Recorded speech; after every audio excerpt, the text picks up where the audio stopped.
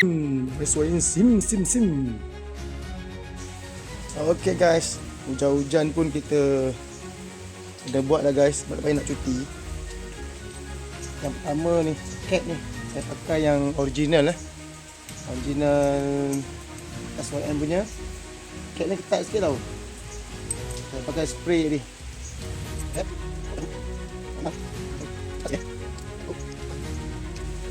Dalam ni dia ada elenki.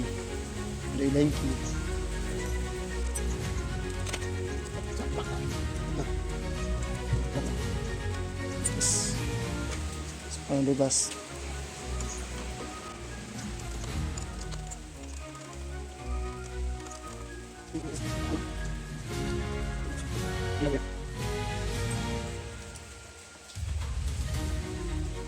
Kadang benda DIY ni perlu ada kemahiran.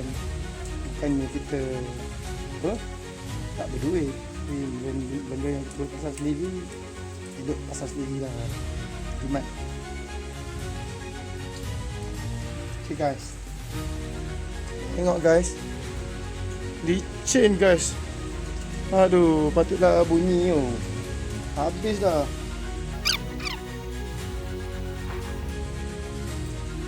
Dalam tinggal sikit.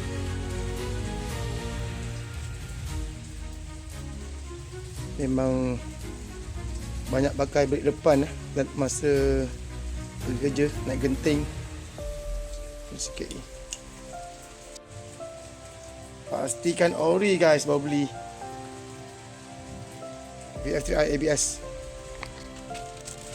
Kalau tak ori pun tak apa, janji boleh masuk. Ui brother, Nissin brother. Nissin tu. Bukan kaling-kaling ni.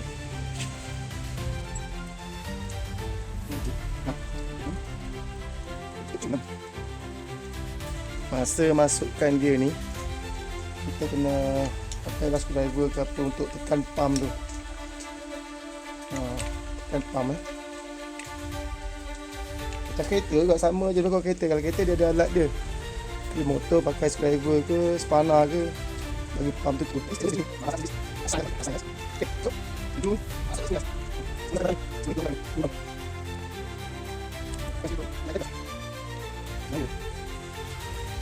nak tak nak je belajar kan.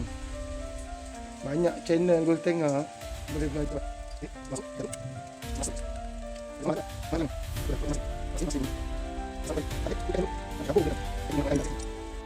Okay guys, dah ketat.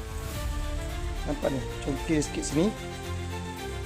Masukkan balik. Bismillah.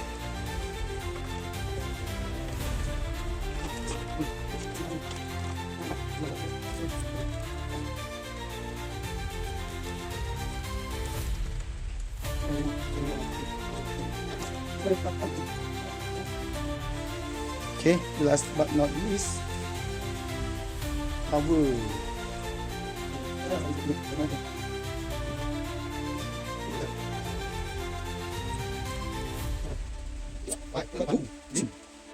Okay, balik ngam cun.